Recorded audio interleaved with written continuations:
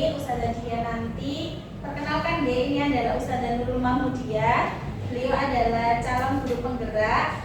Nah, pada kesempatan hari ini Ustazah Dia akan memaparkan budaya positif yang ada di SD Muhammadiyah Manyar kepada kita semua. Monggo nanti setelah pemaparan Ustazah bisa bertanya, barangkali dari pemaparan ada yang kurang dipahami. Kepada Ustazah Dia dipersilakan. Terima kasih Selaita. Assalamualaikum warahmatullahi wabarakatuh. Waalaikumsalam warahmatullahi wabarakatuh. Alhamdulillahirobbilalamin. Terima kasih saudara semua yang tergabung dalam komunitas TWG SD Muhammadiyah Manyar. Di sini saya akan berbagi mengenai budaya positif yang ada di SD Muhammadiyah Manyar. Sebelum kita ke budaya positif, di sini akan saya memaparkan mengenai filosofi pendidikan Ki Hajar Dewantara. Di mana saya sudah tahu bahwa Ki Hajar Dewantara ini bapak pendidikan kita ya sebagai guru. Filosofi pemikiran Ki Hajar Dewantara ada 3: Ingarso Sungtulodo, Imadyo Mangunkarso, Tutpuri Handayani. Jadi di depan kita memberi contoh, di tengah kita memberikan ide, di belakang kita memberikan dorongan.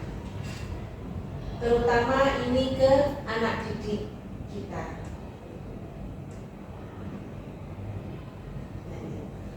Pendidikan adalah tempat persemaian benih-benih kebudayaan dalam masyarakat.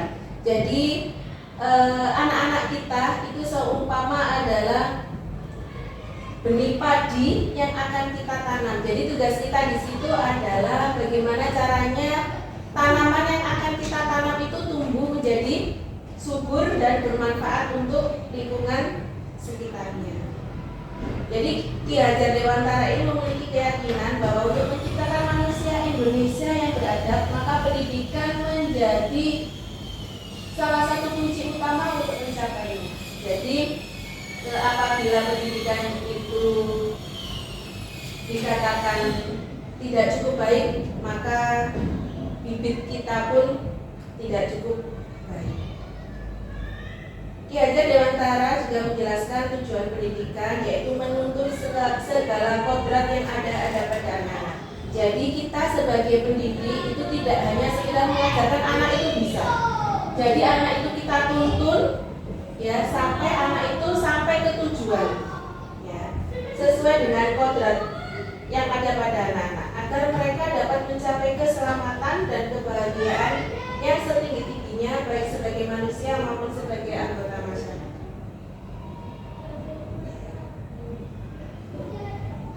Selanjutnya adalah di sini nilai-nilai dan peran guru penggerak.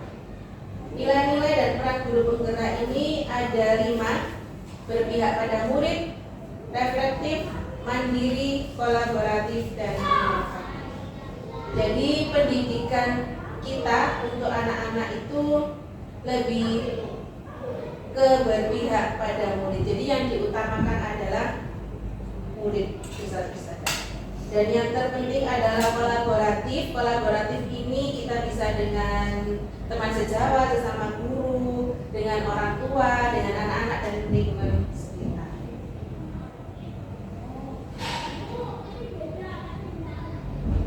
Selanjutnya peran guru penggerak. Peran guru penggerak di sini adalah menjadi pemimpin pembelajaran, menjadi coach bagi guru lain, mendorong kolaborasi, mewujudkan kepemimpinan murid dan menggerakkan komunitas praktis. Nah, pada pendidikan guru penggerak ini saya juga diajarkan membuat sebuah visi guru penggerak. Jadi kita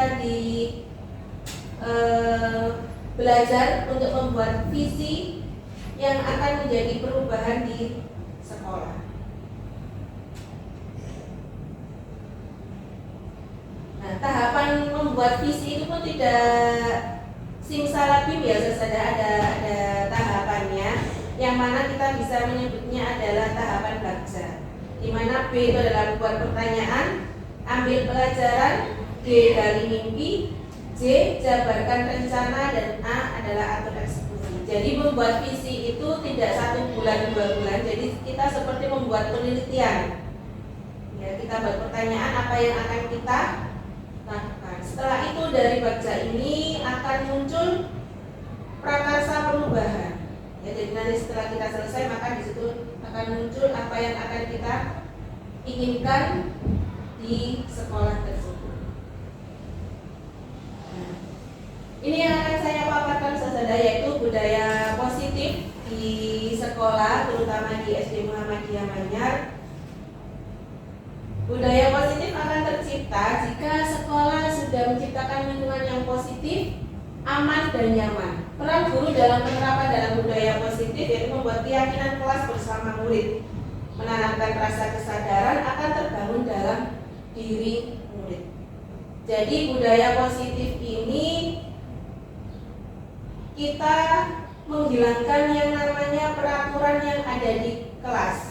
Kita akan membuat sebuah keyakinan kelas yang mana itu akan kita lakukan bersama siswa.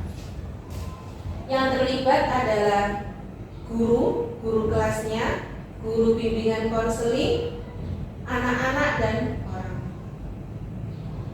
Guru menerapkan segitiga restitusi, yaitu menciptakan kondisi yang mengajarkan murid mencari solusi dan bertanggung jawab dengan masalahnya. Guru memilih sebagai posisi manajer dalam mengontrol perilaku anak sehingga anak tidak merasa malu dan berhati. Jadi ketika anak itu melakukan sebuah kesalahan, ya kita di sini bukan sebagai penghukum, tapi sebagai manajer yang mana kita menggali informasi dari anak itu tidak secara menjustis, tidak secara menghakimi.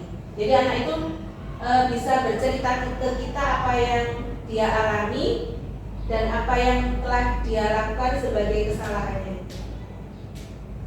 Nah, ini segitiga restitusi. Menstabilkan identitas, menanyakan keyakinan, dan validasi tindakan yang salah. Jadi yang pertama kita lakukan ini menstabilkan identitas.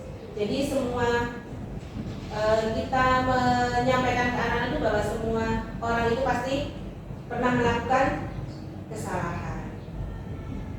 Lalu kalau anak-anak itu kita sudah menstabilkan identitas, kita menanyakan tentang keyakinan kelas. Misalnya kalau anak itu melakukan kesalahan, kita tanyakan ulang lagi. Kira-kira keyakinan kelas apa yang telah kita sepakati dan hari ini kamu langgar. Nah, itu nanti kita ingatkan lagi. Nah, setelah menanyakan keyakinan ini selesai, maka kita ke validasi tindakan yang salah. Tentu, contohnya kamu tentu punya alasan mengapa melakukan itu. Jadi setelah kita menanyakan keyakinan kelas, kita tanya alasannya.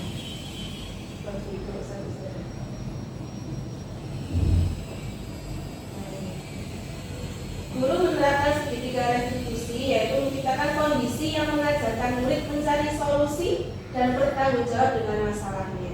Guru memilih posisi manajer dalam mengontrol perilaku anak sehingga anak tidak merasa malu dan takut.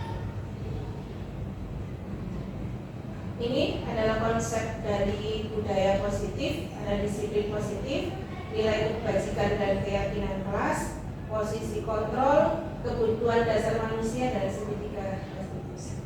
Disiplin positif ini merupakan pendekatan mendidik anak untuk melakukan kontrol diri dan pembentukan kepercayaan diri. Nilai kebajikan dan keyakinan kelas itu tujuannya mengacu pada nilai-nilai mulia yang dianut seseorang. Kalau posisi kontrol itu nih, kita sebagai posisinya di mana? Ya, pemberi hukuman, pembuat rasa bersalah, sebagai teman, sebagai pemantau, atau manajer.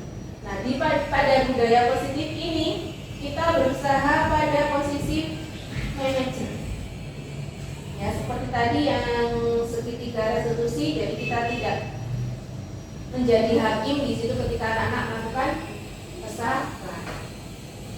Memberi hukuman itu bagaimana? Ketika anak melakukan kesalahan, kita langsung menghukum.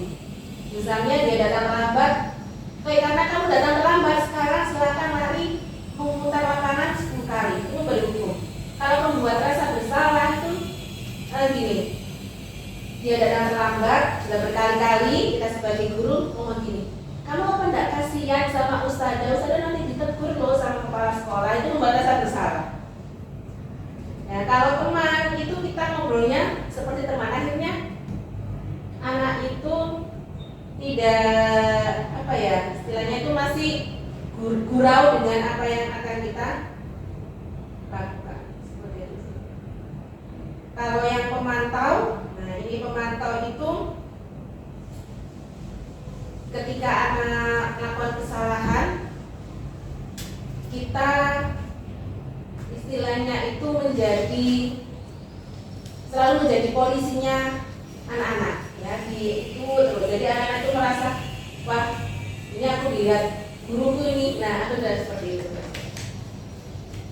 Ini kebutuhan dasar manusia, ya, bertahan hidup, kasih sayang dan rasa terima kasih, penguasaan, kebebasan dan kesenangan.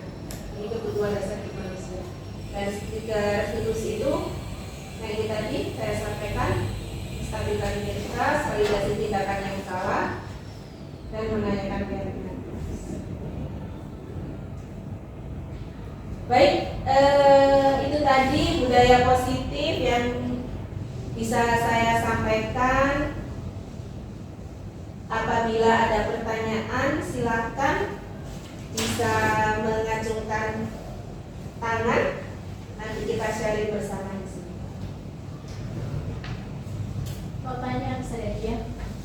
Ya silakan, Umi. Terima kasih atas pemaparannya yang luar biasa. Ini pengetahuan baru bagi kami karena biasanya kalau di kelas itu kan ada tata tertib ya teman-teman ya. Pasti ada tata tertib dan yang dipaparkan di sana dia tadi kan budaya positif itu kan menghapus tata tertib dan menggantinya dengan budaya positif yang dibuat bersama-sama dengan anak-anak.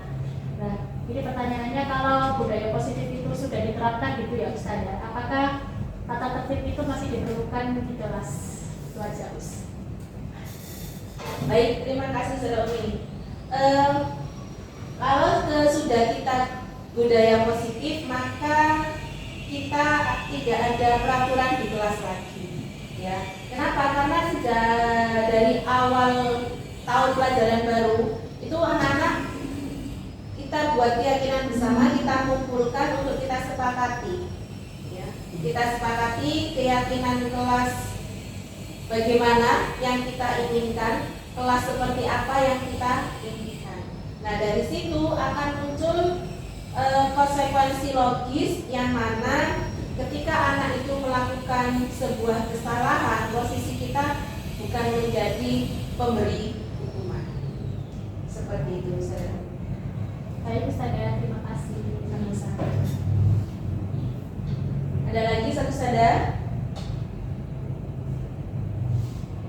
Baik, apabila sudah cukup dan sudah tidak ada yang ditanyakan,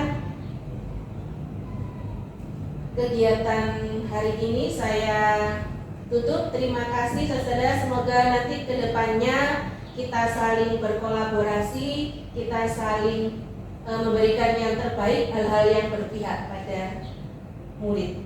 Terima kasih saudara, saya akhiri. Wassalamualaikum warahmatullahi wabarakatuh. Waalaikumsalam warahmatullahi wabarakatuh.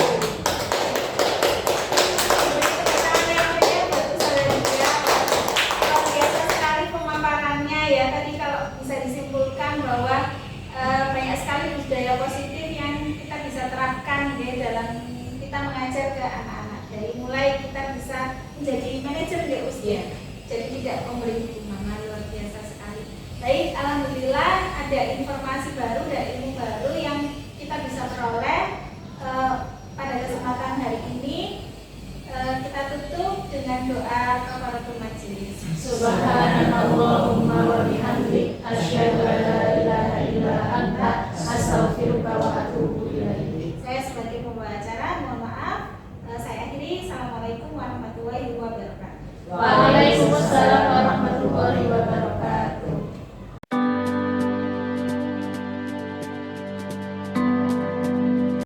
Assalamualaikum warahmatullahi wabarakatuh. Saya Umi Syarifah, guru SD Muhammadiyah Manyar.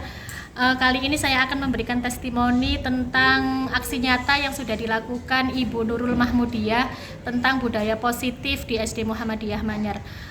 Dengan adanya diseminasi atau pemaparan dari Ibu Nurul Mahmudiyah tentang budaya positif memberikan pengetahuan baru bagi kami, terutama tentang bagaimana cara menangani permasalahan yang ada di kelas. Dengan adanya budaya positif di sekolah diharapkan tidak ada lagi tata tertib, namun siswa tetap bisa mengikuti pembelajaran dengan baik dan kondisi kelas kondusif dan nyaman untuk anak-anak belajar. Semoga dengan adanya pengimbasan ini bisa kami implementasikan di dalam kelas, terutama di SD Muhammadiyah Manyar. Terima kasih. Wassalamualaikum warahmatullahi wabarakatuh.